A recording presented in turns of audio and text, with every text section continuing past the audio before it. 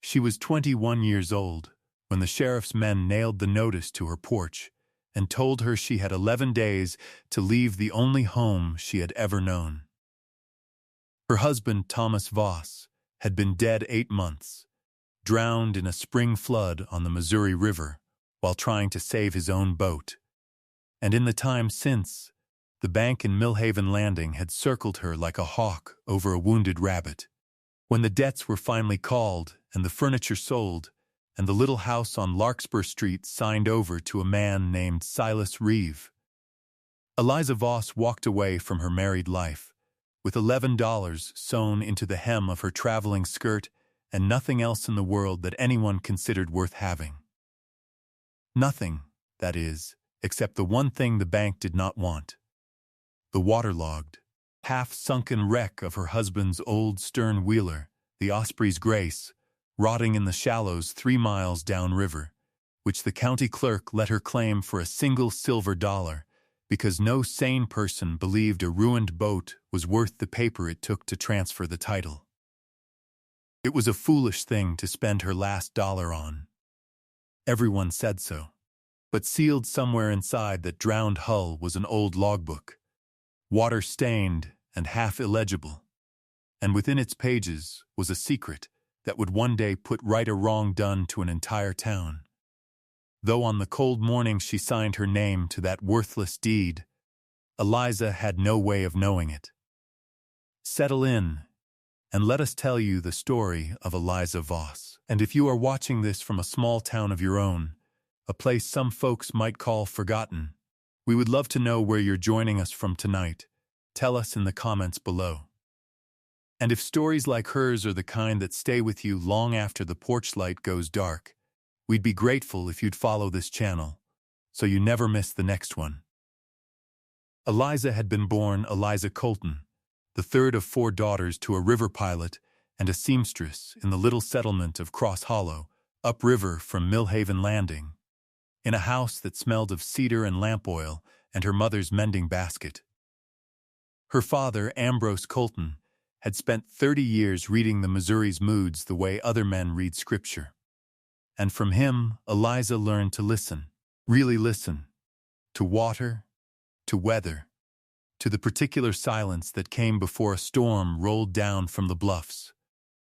From her mother, Naomi, she learned patience with her hands, how to mend a torn seam so it would never show, how to coax a stain from linen with nothing but lemon and sun, how to make something worn look cared for rather than discarded. It was her mother who used to say, while turning a threadbare collar to hide the fray, "Nothing is finished being useful just because somebody's tired of it." Eliza did not understand, as a girl, how deeply those words would come to matter. She grew up watching her father's boats come and go from the landing, learned to read a river gauge before she could properly read a hymnal, and spent long afternoons in the pilot house of whatever vessel her father was crewing, absorbing the language of currents and snags and the particular hush that fell over deckhands when fog closed in around a bend. She was quick with numbers, quicker with people, and possessed of a stubborn, quiet competence that made grown men forget she was only a girl of 12, then 15, then 18, standing at their elbow correctly telling them where the sandbar had shifted since spring. It was at the landing, mending a torn cargo net one autumn afternoon, with the same patient stitches her mother had taught her, that she first caught the eye of Thomas Voss, a young river pilot, 8 years her senior, who owned a modest stern-wheeler called the Osprey's Grace and ran freight and passengers between Millhaven Landing and the grain markets downriver. Thomas was not a wealthy man, but he was honest in a trade that did not always reward honesty, and he courted her with a seriousness that Eliza found more persuasive than any charm. They married when she was 19, in the little clapboard church at Millhaven Landing, and for 2 years she lived a life that, while never easy, felt sturdy. A life built plank by plank on the same patient labor her parents had shown her, mending nets and keeping ledgers and learning, slowly, the particular rhythms of the town that had become her home. She noticed things, in those years, that troubled her in a way she could not yet name. The way certain farmers along the river seemed to grow poorer each season, despite good harvests. The way the town's grain cooperative always seemed to come up short at settling time. The way Silas Reeve, who ran the shipping concern and held half the mortgages in the county, always seemed to prosper no matter which way the river turned. Thomas noticed it too. She remembered him coming home some nights with a furrow between his brows that had nothing to do with weather, murmuring about manifests that didn't square with what he'd loaded, about insurance claims filed on cargo that had never actually been lost. She did not press him on it, in those days, believing there would be time enough later to understand. She was wrong about that, as she would come to be wrong about how much time she had for a great many things. The flood that took Thomas came in the spring of Eliza's 21st year, swollen and sudden after weeks of hard rain in the headwaters,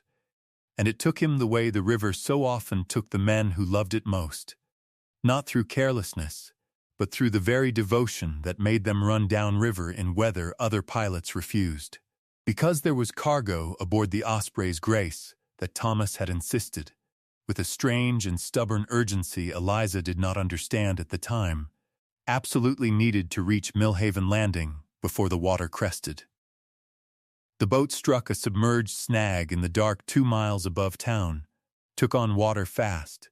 and though most of the crew made it to shore, Thomas went back for something in the hold and did not come out again. They found his body 4 days later, tangled in driftwood a half-mile downstream, and they found the Osprey's Grace herself, lodged in the shallows near a stand of cottonwoods, keeled over and swamped, looking less like a boat than like the carcass of some enormous drowned animal. Eliza buried her husband on a gray Tuesday with more courage than tears, because she had already begun to understand, from the look on the banker's face at the funeral supper, that grief was about to become a luxury she could not afford. Thomas had carried debts she had not known about, a note against the boat itself, taken out the previous winter for reasons he had never fully explained to her, and a second note against their home, co-signed, she later learned, as a favor to a business arrangement with Silas Reeve that had gone sour in ways nobody would clearly explain. Reeve came to see her himself, 3 weeks after the burial, dressed in his good wool coat with his hat held respectfully against his chest, and told her with practiced sorrow that he took no pleasure in what the bank's terms required, but that terms were terms, and a widow alone could hardly be expected to run a shipping trade. Within 2 months, the furniture was gone. Within 4, the house. By the time the sheriff's men nailed up their notice, Eliza had already sold her mother's silver thimble and her father's old river charts just to keep herself fed, and she had come to understand, with the particular clarity that only real desperation provides, that she had exactly one asset left in the entire world that the bank had not thought worth seizing: the wrecked, waterlogged ruin of the Osprey's Grace, still lodged in the shallows where it had gone down, which the county clerk, laughing not unkindly, sold her the deed to for $1 silver, because it was, in his words, worth considerably less than the paper. She went to see the wreck for herself on a still morning in early June, wading out through the shallows in her oldest boots, with her skirt hitched up in a way her mother would have scolded her for, and stood for a long while simply looking at what remained of her husband's boat and, in a sense, her husband's life. The Osprey's Grace lay, canted hard to port, her paddle wheel half torn away, her hull green with river slime, her pilot house crushed where a falling cottonwood limb had come down across it during the flood. Most of her cargo had washed out or rotted through in the 2 months since the wreck, and the smell of mud and decay hung over everything like a shroud. And yet, standing there, Eliza felt something that was not quite grief and not quite hope, but some third thing with no easy name, a stubborn, familiar instinct, the same one her mother had planted in her years before over a mended collar, that told her nothing was finished being useful just because somebody had grown tired of it. She spent the better part of 2 weeks working alone in that hull, salvaging what timber and hardware could still be sold for a few coins here and there, simply to keep herself in bread and coffee. And it was during this slow, filthy, back-breaking work that she found the strongbox wedged beneath a broken bunk in the little cabin Thomas had used as his private office. The cabin the flood, mercifully, had not fully opened to the current. The box itself held nothing more than a few coins, a broken compass, and Thomas's personal logbook, swollen thick with river water and stained nearly black along its edges. Its pages fused together in places like the leaves of some strange, ruined book of pressed flowers. She almost left it to rot. It was Thomas's habit, she knew, to keep 2 records, the official manifest that went to Reeves' shipping office, and this private log, which she had always assumed was nothing more than a pilot's personal notes on currents and snags and weather. But something made her carry it home to the tiny rented room above the mercantile where she now slept. And something made her spend 3 careful evenings by lamplight prying the pages apart one by one with a knife blade, laying them out to dry on borrowed newspaper, coaxing Thomas's cramped handwriting back into legibility a line at a time. And it was on the 3rd night, past midnight, with her eyes burning and her fingers stained with old ink, that the entries finally began to make sense, not as a pilot's private weather notes, but as something else entirely, a second, secret set of books, running parallel to the official manifests, in which Thomas Voss had quietly recorded the true weight and value of every shipment of grain and cotton the Farmers' Cooperative had sent downriver through Reeves' shipping concern over the past 3 years, alongside the far smaller figures Reeve had actually paid out to the farmers at settling time. The pattern, once Eliza saw it, was impossible to unsee. Season after season, the cooperative's grain went out at full weight and fair market value, and season after season, Reeves' office reported spoilage, shrinkage, and outright losses to river accident that Thomas's private figures showed simply never happened. Cargo that reached the downriver markets whole and intact was being logged as partially lost, with Reeve collecting both the insurance settlement on the falsified losses and the profit from selling the supposedly lost grain quietly through a second buyer in St. Joseph. The difference, tallied across 3 years and a dozen farms, came to a sum so large that Eliza had to read the final page twice to believe the number Thomas had written there, underlined twice in a hand that looked, toward the end, unmistakably angry. There were other entries too, later ones, written in the weeks before Thomas died, that chilled her more than the numbers themselves. Notes about a meeting he'd requested with the cooperative's board, about a promise to bring proof, about a strange conversation with Reeve himself in which Reeve had asked, with what Thomas described only as a smile I did not care for, whether a man wouldn't be wiser to mind his own manifests and leave the shipping company's business to the shipping company. The very last entry, dated the morning of the flood, read simply that Thomas intended to carry the true records downriver himself, in duplicate, hidden aboard the Osprey's Grace, to place directly into the cooperative's hands before Reeve could learn what he'd discovered, which was, Eliza now understood with a grief that felt entirely new, the real reason her husband had insisted on running the river in weather no sane pilot would have chosen. And very possibly, the reason the note against their home had appeared so suddenly the winter before, as though someone had wanted Thomas Voss too indebted and too frightened to make good on such a promise. She did not sleep at all that night,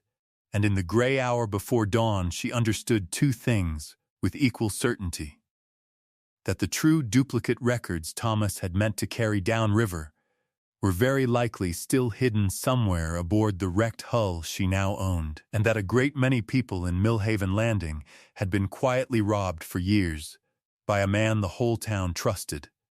a man who had personally arranged the very debts that had put Eliza out of her home. The temptation to simply take what she found to the sheriff and let the matter unfold from there passed through her mind and was set aside almost as quickly. Because Eliza understood something about Silas Reeve that a less careful woman might not have, he was liked in Millhaven Landing, respected, a deacon at the church, and a lender to half the families in the county. And an accusation without ironclad proof from a grieving widow with every reason to hate him would be dismissed as exactly that. Grief curdled into spite, and would very likely see her run out of town before it saw Reeve so much as questioned. She would need the actual records Thomas had hidden, not merely his private log describing them, and she would need them found and verified before anyone knew she was looking. So she returned to the wreck, and this time she did not salvage for coins. She searched. It took her 9 days of careful, secret labor, working the low water hours when the river ran lowest and the wreck stood most exposed, prying up warped decking and probing water-swollen compartments with a boathook borrowed from her father's old gear. And in that time she came to know every inch of the Osprey's grace, the way she had once known the inside of her own home. She found the hidden compartment on the 10th day, in the space beneath the false bottom of Thomas's chart locker, a space no casual inspector would ever have thought to look for, sealed with pitch and oilcloth against the water, in a way that spoke of a man who had planned very carefully for exactly the danger he was in. Inside, wrapped in 3 layers of tarred canvas, she found the true duplicate ledgers, pages of Thomas's careful handwriting cross-referenced against the cooperative's own shipping receipts, weighmaster's tallies bearing official county stamps, and, most damning of all, 2 letters in Silas Reeve's own hand, addressed to the buyer in St. Joseph, discussing quantities and prices that matched Thomas's true figures precisely, and bore no resemblance whatsoever to the losses reported back in Millhaven Landing. It was, Eliza understood with her hands trembling around the oilcloth bundle, everything, proof complete enough that no honest judge or cooperative board could wave it away as a widow's fancy. But proof was not yet justice, and she was still a friendless woman of 21, with 11 days' worth of experience being poor, standing alone against the wealthiest man in the county. Word travels fast along a river, and it was not many days before Silas Reeve learned that Eliza Voss had been seen working the wreck of the Osprey's Grace at odd hours, and fewer still before he came to call on her again, this time without his hat held respectfully to his chest. He found her at the little rented room above the mercantile and suggested, in a voice pitched carefully between concern and warning, that a young widow ought not tire herself out over a worthless hull, that he'd be willing, out of Christian charity, to buy the wreck back off her for a fair sum and spare her the trouble, an offer that, coming from the man who had let the county clerk sell it to her for $1 not 3 months before, told Eliza everything she needed to know about how badly he wanted whatever might still be aboard that boat. She thanked him and declined, as politely as her racing heart would allow, and watched something harden behind his eyes before he tipped his hat and left. Within a week, the salvage crew she had quietly hired to help her raise what remained of the hull found their contract abruptly withdrawn, their foreman suddenly too busy with other work. Within 2, the mercantile's owner, apologetic but plainly frightened, told her he could no longer extend her credit. And when she went to the cooperative's board herself, hoping to lay Thomas's evidence before men who had every reason to want the truth, she found the meeting room curiously empty and was told, by a clerk who would not quite meet her eyes, that the board had decided such matters were better handled through the proper banking channels. Reeve's channels. It became clear to Eliza, standing in that empty meeting room, that Silas Reeve's reach in Millhaven Landing ran deeper and quieter than she had understood, and that if she meant to see this through, She would need something Reeve could not quietly withdraw or intimidate into silence. A channel entirely outside his control. She found it in a Kansas City newspaperman named Walter Ames, whom her father had once piloted upriver years before, and who still, by good fortune, owed old Ambrose Colton a debt of gratitude he had never forgotten. Eliza wrote to him with more honesty than caution, laying out what Thomas's ledgers showed, and Walter Ames, who had built something of a reputation exposing exactly this sort of quiet rivertown corruption, arrived in Millhaven Landing 11 days later with a printer's proof sheet already half-drafted and a healthy appetite for the kind of story that sold papers. Together, in the back room of the Mercantile after hours, with the owner nervously keeping watch at the window, Eliza laid out Thomas's true ledgers beside the cooperative's own official receipts and Reeves' letters to the St. Joseph buyer. And Walter Ames, running his finger down column after column, went very quiet in the particular way of a man who has just realized a story is bigger than he'd hoped. He did not print anything rashly. He spent 4 careful days verifying weighmaster stamps and interviewing 2 farmers who had grown suspicious enough of their own settlement figures to keep private notes of their own. And only then did the story run, not merely in the Kansas City paper, but reprinted, at Walter's insistence, in a broadsheet distributed through Millhaven Landing itself, so that every family who had been cheated could read, in plain black print, exactly how much of their own grain money had quietly filled Silas Reeves' pockets for 3 years running. The town's reckoning, when it came,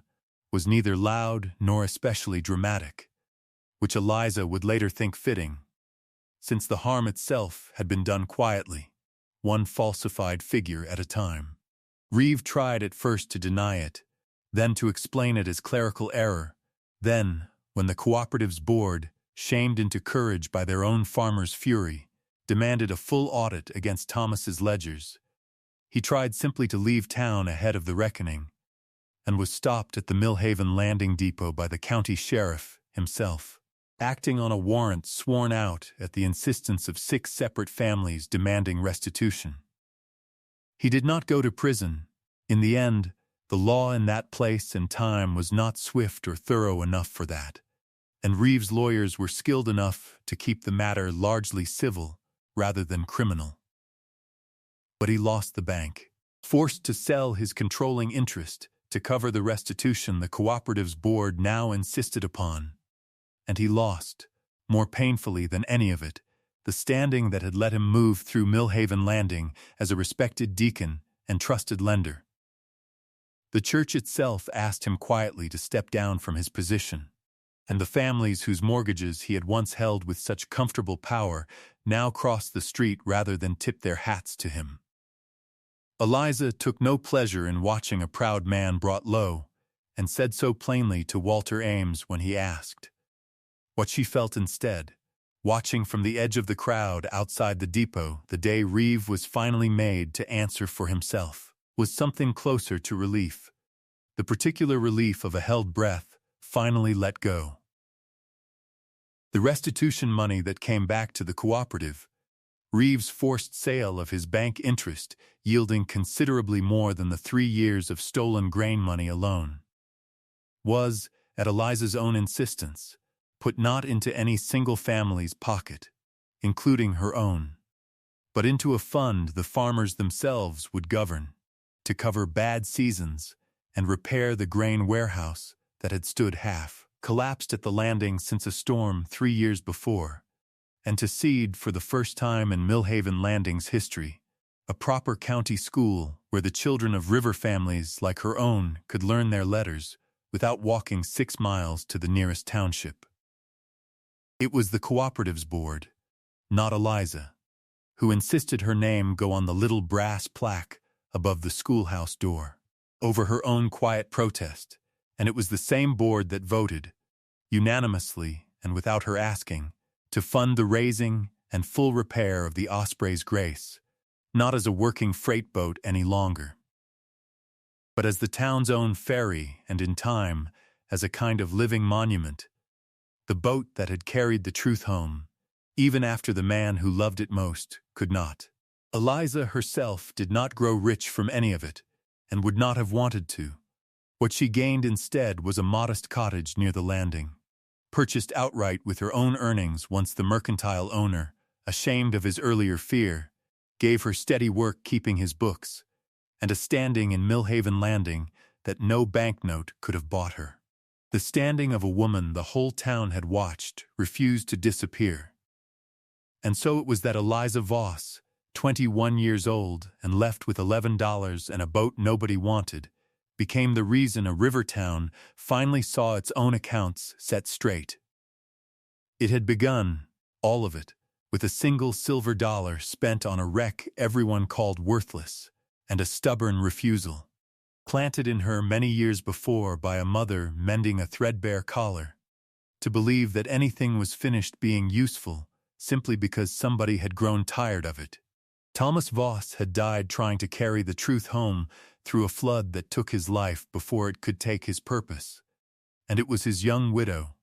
patient and clear-eyed in exactly the way her river pilot father and her seamstress mother had raised her to be, who finished what the water had interrupted. The Osprey's Grace still runs the crossing at Millhaven Landing today, freshly painted each spring, and there are those in town who say that on quiet evenings, when the fog sits low over the water the way it did the night the flood came, you can almost hear the old stern wheel turning steady against the current, carrying something home at last. Thank you for spending this time with Eliza's story, and with us. If it moved you, we would be so grateful if you'd share it with someone who needs a reminder that patience and quiet resolve can outlast even the deepest injustice. And if you haven't already, please consider following this channel for more stories like hers. We'd love to hear from you before you go. What is a time you found real value in something the world had already written off? Tell us in the comments below, and let us know where you're watching from tonight. Until next time, stay close.